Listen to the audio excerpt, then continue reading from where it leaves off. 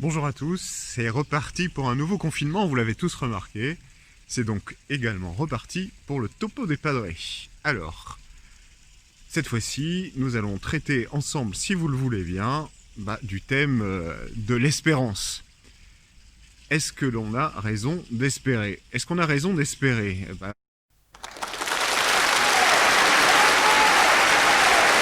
La question, on ne peut pas faire plus actuelle aujourd'hui que cette question-là. Pourquoi?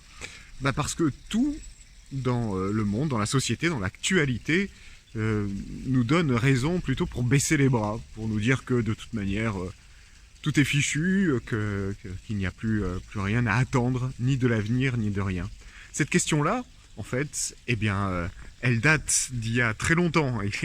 Peut-être qu'elle a commencé à exister dès que l'humanité est apparue sur la Terre. Pourquoi ça?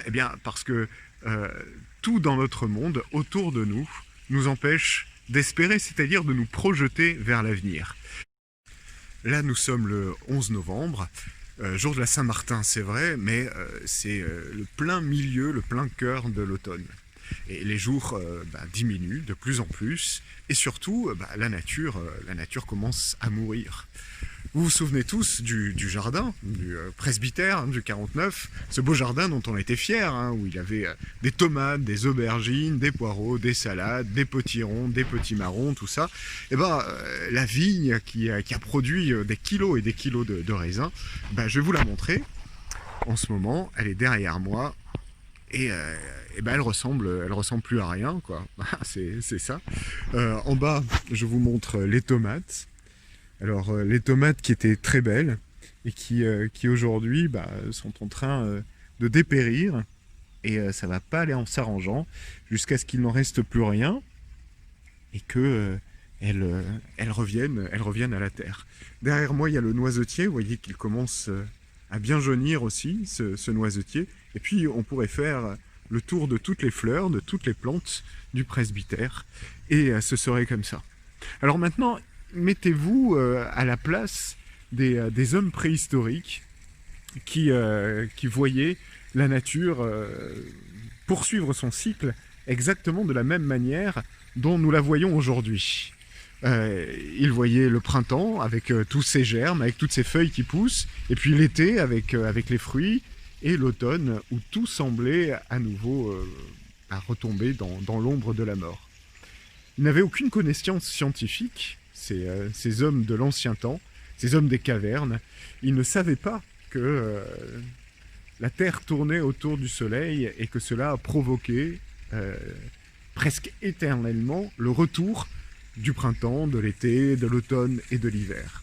Et donc lorsqu'ils voyaient les arbres mourir, lorsqu'ils voyaient les fruits disparaître, lorsqu'ils voyaient les animaux qui partaient dans leur terrier pour ne plus montrer le bout de leur nez, quand ils voyaient même les étendues se recouvrir de neige et tout geler, les jours diminuer jusqu'à, dans les zones les plus au nord de l'hémisphère nord, devenir presque inexistants, quelques heures par jour, ils avaient la grande crainte de la fin du monde.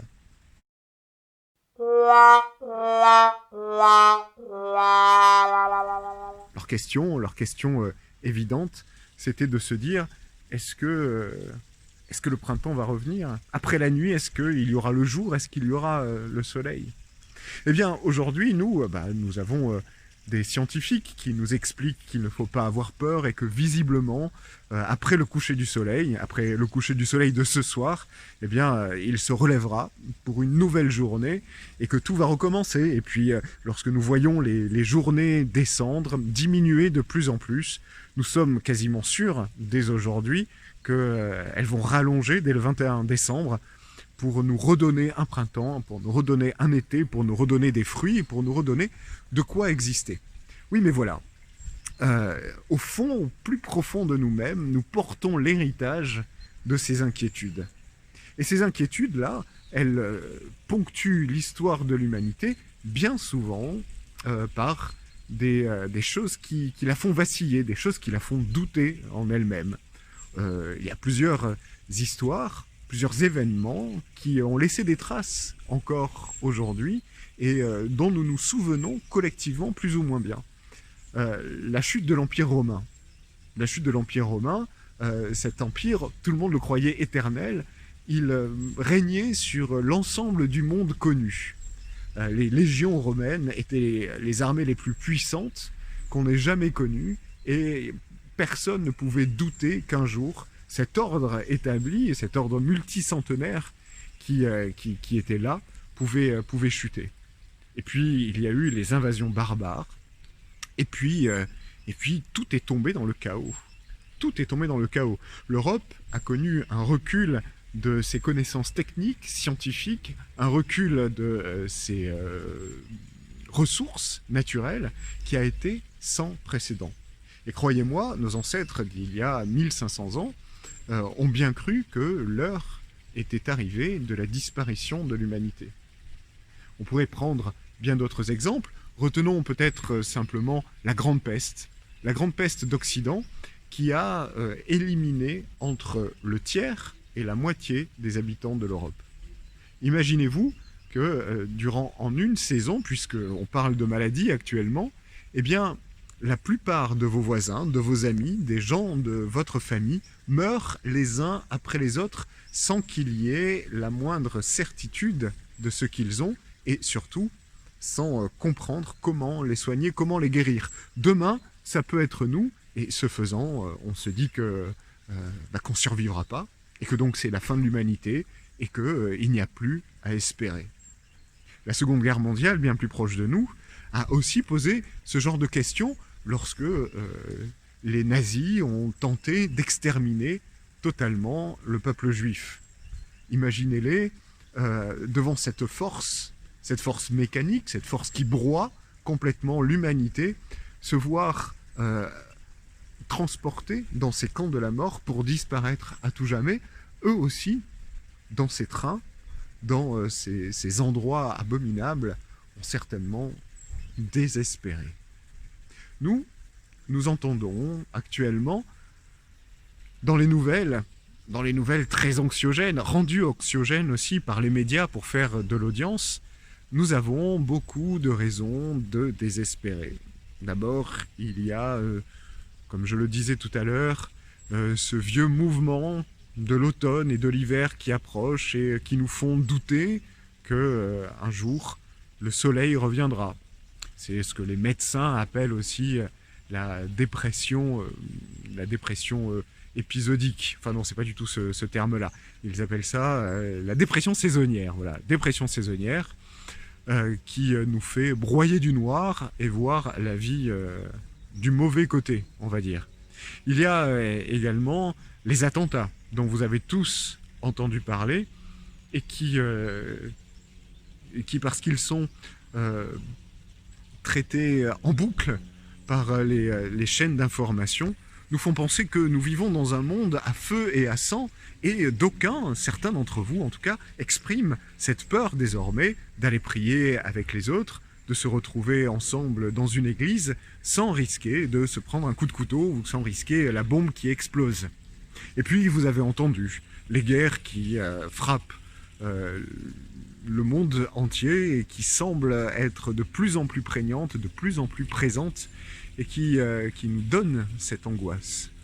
Il y a enfin, vous l'avez deviné, ce qui va fonder aujourd'hui notre propos, cette pandémie de Covid qui semble prendre le monde entier et avec ce deuxième confinement, nous faire penser que cela n'aura pas de fin et que le vaccin qui sera trouvé ne sera efficace que tant que ce microbe n'aura pas encore muté et que il nous faudra attendre la nouvelle pandémie et que nous allons de plus en plus vers des temps de plus en plus catastrophiques. Les premiers chrétiens, vous savez, lorsqu'ils étaient pourchassés à cause de leur foi et qu'ils étaient dévorés par des lions ou crucifiés sur les voies publiques, devaient penser la même chose et être dans cette même incertitude et cette même peur. Mais finalement, vous savez, la peur n'est-elle pas la condition même de l'existence humaine? Parce que nous savons que nous sommes des êtres finis, nous savons que notre existence un jour ou l'autre aura un terme, nous essayons de reculer le moment où il nous faudra rendre des comptes à notre Créateur, le reculer de plus en plus et essayer d'y échapper tout en sachant que nous n'y échapperons jamais. Voilà. Ça, c'est le problème de l'humanité. Pourtant, nous savons que le Seigneur, lorsqu'il est ressuscité, apparaît aux apôtres en leur disant « La paix soit avec vous ». Pourtant, nous savons que saint François d'Assise demandait aux frères, lorsqu'il rencontrait, à chaque fois qu'il rencontrait quelqu'un, y compris dans la rue ou dans les champs, commence par lui souhaiter la paix. La paix, c'est l'absence de peur. Et d'ailleurs, le Seigneur le redira plus à même lorsque il annonce « N'ayez pas peur », phrase reprise par saint Jean-Paul II et qui devrait être comme un mantra dans notre esprit, qui, à chaque fois que nous perdons un petit peu pied, devrait revenir en nous disant « Le Seigneur nous a bien dit, n'ayez pas peur ». Le Seigneur souhaite la paix aux apôtres pour qui tout s'écroule. Le Seigneur nous souhaite et nous donne la paix. Cela, nous l'entendons à chaque Eucharistie. Alors, y a-t-il une manière chrétienne de réagir à cette peur? S'il n'y en avait pas, je ne serais pas là à vous en parler, effectivement. Bien sûr qu'il y a une manière chrétienne de réagir à cette peur. En théorie, tout au moins. En théorie, parce que ça reste compliqué à mettre en œuvre. Et c'est un combat. C'est une lutte de tous les jours. Alors comment mettre en œuvre cette vision chrétienne de l'espérance? L'espérance, c'est une vertu. C'est une vertu que nous avons à travailler et c'est une vertu qui nous est donnée en même temps que la foi et la charité. L'espérance, c'est découvrir que l'horizon de notre vie, l'horizon de notre existence ne s'arrête pas à ce que notre vie terrestre nous donne de voir. L'espérance est une vertu qui nous fait entrer dans l'éternité. Dans l'éternité. Et pour cela, il nous faut avoir la foi. Qu'est-ce qu'avoir la foi? On pourrait faire tout un topo sur la foi, mais aujourd'hui c'est l'espérance. Avoir la foi, c'est faire confiance en Dieu. Et plus encore, avoir la foi, c'est avoir confiance dans la victoire du Seigneur. Contrairement à ce qu'on voit, nous avons comme symbole particulier le crucifix, qui est un cadavre sur une croix. Et au-delà de la mort de ce cadavre sur une croix, nous pensons que Dieu, au-delà de ce que nous pouvons voir de nos yeux, au-delà de ce dont nous pouvons avoir peur, gagne toujours et nous promet cette même victoire. Le baptême nous a fait déjà mourir dans le Christ et participer à la victoire sur la croix. Participer à la victoire sur la croix, c'est être déjà ressuscité. Être déjà ressuscité, c'est de se détacher de ce monde. Alors qu'est-ce que ça veut dire, se détacher de ce monde? Bien sûr, on pourrait penser que se détacher de ce monde, c'est rentrer au monastère ou devenir comme ces moines bouddhistes qui éliminent de leur vie tout désir, qui éliminent de leur vie tout ce qu'un homme terrestre peut aimer pour ne devenir que des purs esprits. Il ne s'agit pas de ça. Il ne s'agit pas de ça. Il s'agit simplement de mettre notre confiance et notre foi dans un bien qui est beaucoup plus grand, dans un bien qui nous est donné et que nous devons cultiver, que nous devons faire fructifier. Beaucoup désespèrent en ce moment de la situation, mais parce qu'ils n'ont pas les yeux fixés sur Jésus-Christ. Alors, il y a des injustices, et certains les relèvent plus que d'autres. Il y a des moments où nous pouvons être en colère de ne pas nous retrouver pour célébrer la messe ensemble, en colère de ne pas avoir une liberté de mouvement, alors que certains pensent que cette liberté de mouvement est accordée pour des motifs, on va dire, moins spirituels.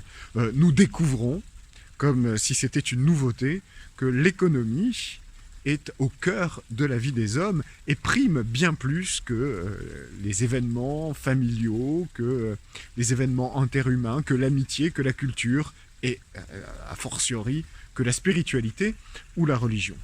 Mais une fois que l'on a constaté ça, qu'est-ce qu'on fait ? Est-ce qu'on va brûler les mairies? Est-ce qu'on va brûler des préfectures? Est-ce que on va se mettre à révolutionner tout? Qu'est-ce que ça va changer? Rien du tout. En revanche, nous pouvons en profiter pour cultiver et élargir notre vie intérieure. Les églises sont ouvertes encore. Les églises sont ouvertes et nous pouvons prendre un moment pour aller devant Dieu et faire l'oraison que nous avons négligé de faire parce que nous étions tous accaparés par des choses bien matérielles, par des problèmes de notre vie qui nous ont fait remettre à demain ce temps donné à Dieu, ce temps donné d'un cœur à cœur avec le Seigneur. Nous pouvons profiter à nouveau de ce confinement pour faire le point sur notre vie spirituelle, sur notre vie de foi, sur notre vie de charité, sur la manière dont nous sommes fidèles à ce que le Seigneur, à ce que Dieu attend de nous. Le travail est gigantesque. Alors, on pourra toujours essayer de faire du bruit, on pourra toujours essayer de faire diversion en nous-mêmes et avec les autres pour dire non, mais ce que je veux par-dessus tout, c'est avoir la messe ici et maintenant. Non, mais ce que je veux par-dessus tout, c'est pouvoir faire ceci, cela. Et de fait, ceci, cela nous est interdit en ce moment. Ça n'est pas exercer cette vraie vertu d'espérance. Ça n'est pas exercer cette vraie vertu d'espérance parce qu'encore une fois, nous devons avoir confiance dans le Seigneur, bien plus qu'en toute action humaine. Nous devons avoir confiance dans le Seigneur, à l'image des saints, à l'image des martyrs, parce que nous savons que c'est lui qui tient en main le destin des hommes. Nous savons qu'il ne peut pas nous abandonner et que quoi qu'il se passe, quoi qu'il arrive, nous serons toujours nourris des sacrements et de la présence divine. De nombreux papes ont demandé, et notre évêque, dernièrement aussi, à la suite de la démarche synodale, que nous fassions de nos maisons, de nos demeures, des églises domestiques, comme on disait dans l'Antiquité, lorsque on n'avait pas le droit de pratiquer le culte public. Eh bien, qu'est-ce que nous attendons ? Qu'est-ce que nous attendons ? Noël se profile déjà à l'horizon. Comment allons-nous passer l'Avent ? Autrement qu'en allant à la messe le dimanche. Est-ce que j'ai une idée de ce que je peux faire pour améliorer ma relation avec Dieu ? Parce que la relation avec Dieu, c'est quelque chose qui regarde chacun d'entre nous. Il n'y a pas de technique, ou très peu de technique. Ça n'est pas de l'ordre des choses à faire, mais c'est de l'ordre de l'être. C'est de l'ordre de la conversion. Alors, pour ne pas durer trop longtemps dans ce topo, ce que nous devons faire, c'est éventuellement entamer en nous-mêmes une démarche de silence, une démarche de conversion, une démarche qui nous ramène à l'essentiel. Ça a l'air très bateau ce que je dis, parce que on nous le dit, on nous le répète jusqu'à plus soif de retourner à l'essentiel. Et nous avons tous envie de retourner à l'essentiel, mais qui le fait ? Qui prend le temps de le faire ? Qui prend le temps de le faire ? Qui prend le temps de faire en sorte que, petit à petit,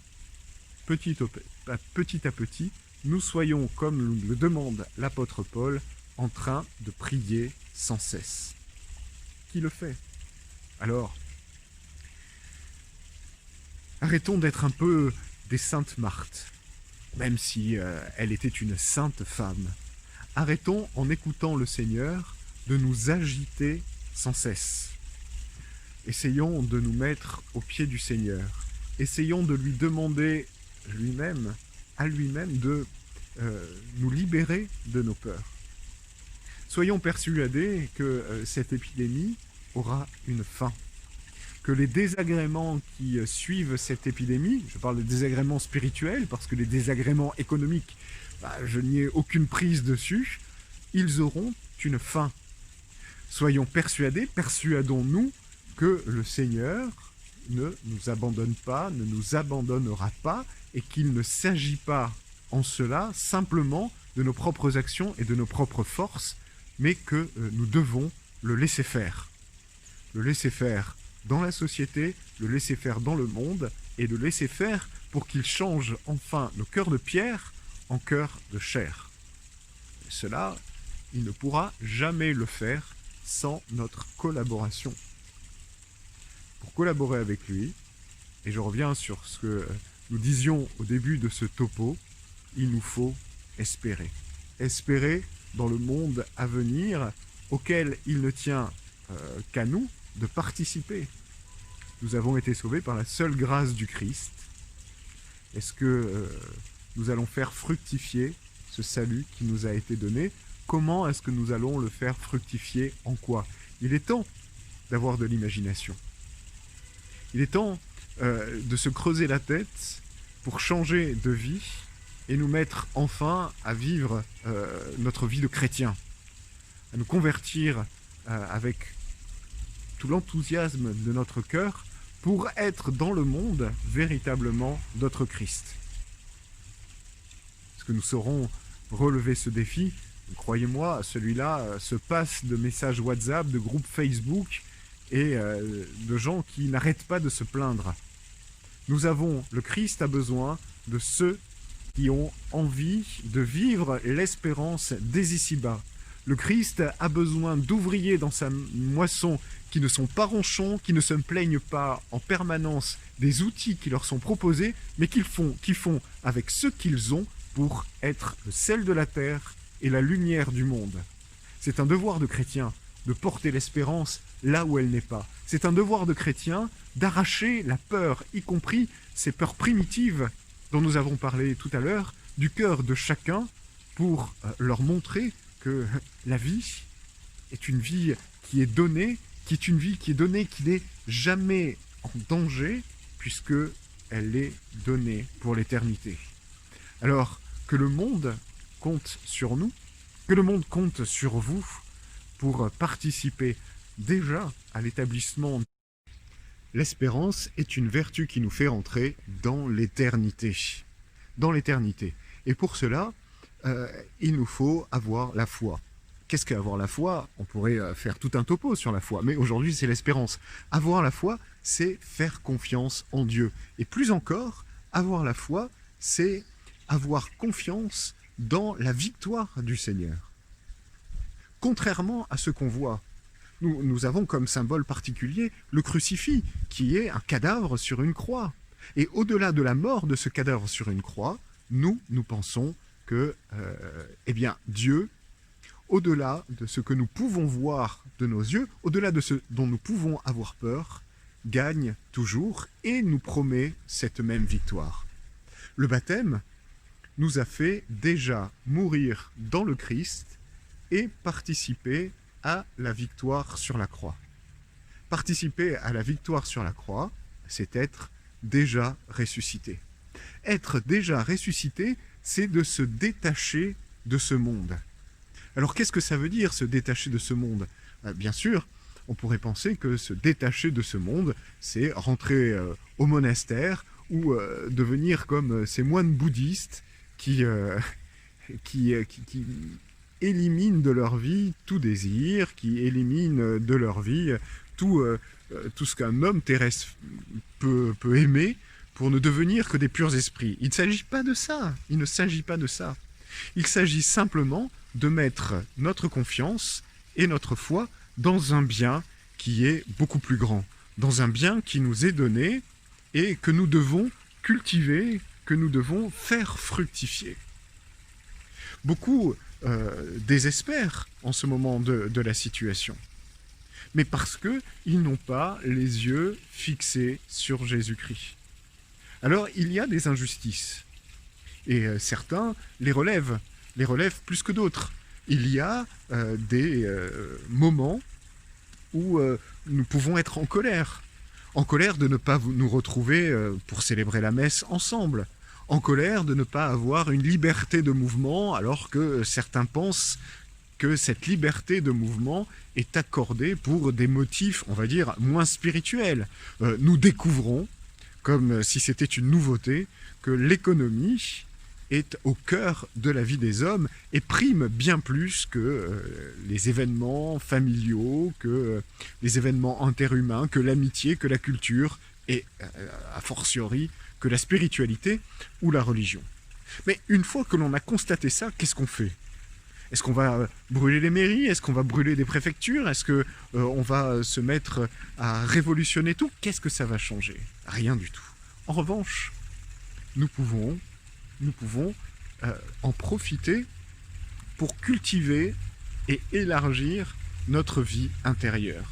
Les églises sont ouvertes encore. Les églises sont ouvertes et nous pouvons prendre un moment pour aller devant Dieu et faire l'oraison que nous avons négligé de faire parce que nous étions tous accaparés par des choses bien matérielles, par des problèmes de notre vie qui nous ont fait remettre à demain ce temps donné à Dieu, ce temps donné d'un cœur à cœur avec le Seigneur. Nous pouvons profiter à nouveau de ce confinement pour faire le point sur notre vie spirituelle, sur notre vie de foi, sur notre vie de charité, sur la manière dont nous sommes fidèles à ce que le Seigneur, à ce que Dieu attend de nous. Le travail est gigantesque. Alors, on pourra toujours essayer de faire du bruit, on pourra toujours essayer de faire diversion en nous-mêmes et avec les autres pour dire non, mais ce que je veux par-dessus tout, c'est avoir la messe ici et maintenant. Non, mais ce que je veux par-dessus tout, c'est pouvoir faire ceci, cela. Et de fait, ceci, cela nous est interdit en ce moment. Ça n'est pas exercer cette vraie vertu d'espérance. Ça n'est pas exercer cette vraie vertu d'espérance parce qu'encore une fois, nous devons avoir confiance dans le Seigneur, bien plus qu'en toute action humaine. Nous devons avoir confiance dans le Seigneur, à l'image des saints, à l'image des martyrs, parce que nous savons que c'est lui qui tient en main le destin des hommes. Nous savons qu'il ne peut pas nous abandonner et que quoi qu'il se passe, quoi qu'il arrive, nous serons toujours nourris des sacrements et de la présence divine. De nombreux papes ont demandé, et notre évêque, dernièrement aussi, à la suite de la démarche synodale, que nous fassions de nos maisons, de nos demeures, des églises domestiques, comme on disait dans l'Antiquité, lorsque on n'avait pas le droit de pratiquer le culte public. Eh bien, qu'est-ce que nous attendons? Qu'est-ce que nous attendons? Noël se profile déjà à l'horizon. Comment allons-nous passer l'Avent? Autrement qu'en allant à la messe le dimanche. Est-ce que j'ai une idée de ce que je peux faire pour améliorer ma relation avec Dieu? Parce que la relation avec Dieu, c'est quelque chose qui regarde chacun d'entre nous. Il n'y a pas de technique, ou très peu de technique. Ça n'est pas de l'ordre des choses à faire, mais c'est de l'ordre de l'être. C'est de l'ordre de la conversion.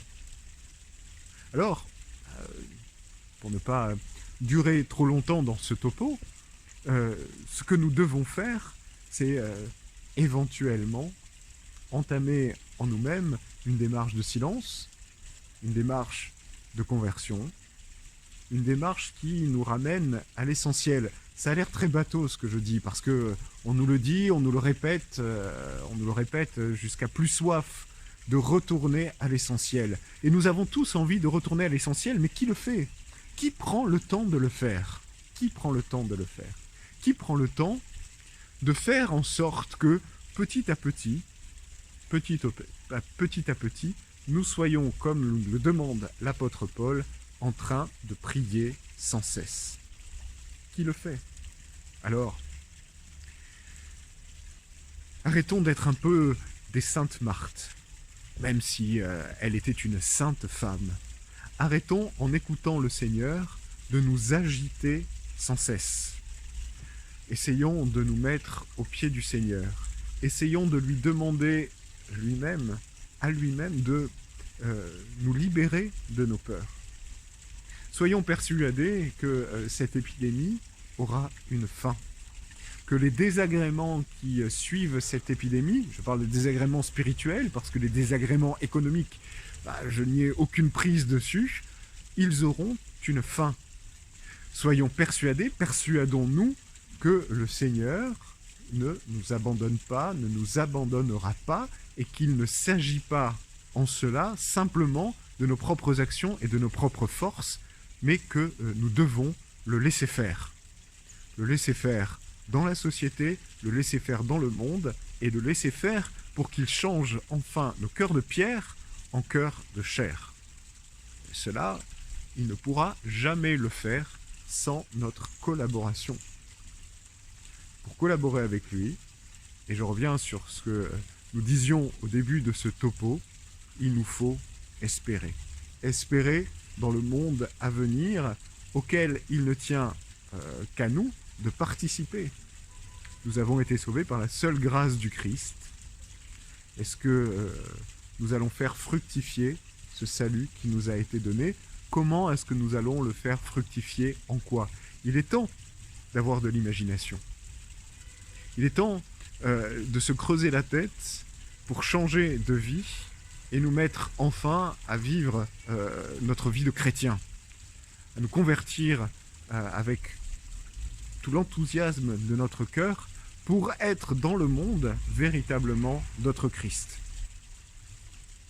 Est-ce que nous saurons relever ce défi?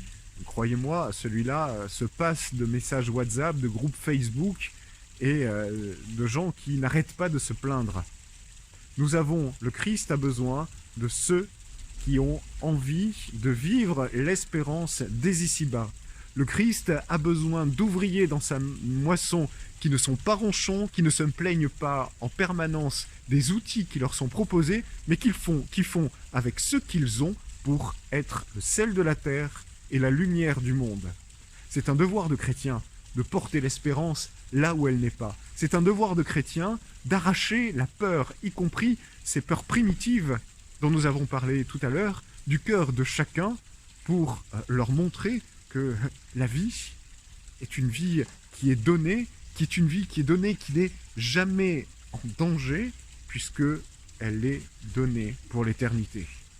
Alors que le monde compte sur nous, que le monde compte sur vous pour participer déjà à l'établissement du royaume de Dieu tel que l'a désiré le Seigneur lorsqu'il voulait à tout prix que le feu qu'il était venu allumer sur la terre soit déjà l'incendie qui allait allumer le monde et le remplir de son amour. Et voilà. À bientôt donc pour un autre topo, si Dieu le veut. À bientôt donc dans nos églises, parce que nous nous y reverrons. À bientôt donc pour vivre les sacrements et puis pour vivre ces moments de convivialité dont nous avons besoin et qui ne nous feront jamais, jamais défaut. Soyez dans l'espérance, n'ayez pas peur et que vraiment, vraiment, la paix soit avec vous tous. Au revoir et à très bientôt.